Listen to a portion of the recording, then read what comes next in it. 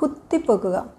പഴയ ചില കാര്യങ്ങൾ, അതായത് നടന്നുപോയ സംഭവങ്ങൾ അധികം ആരും അറിയപ്പെടാതിരുന്നത്, അതുമല്ലെങ്കിൽ ആരും അറിയപ്പെടരുത് എന്ന രീതിയിൽ മറച്ചു വയ്ക്കപ്പെട്ട കാര്യങ്ങൾ പുറത്തു കൊണ്ടുവരുന്നതിന് നമ്മൾ സാധാരണ ഉപയോഗിക്കുന്ന ഒരു പ്രയോഗമാണ് കുത്തിപ്പൊക്കുക.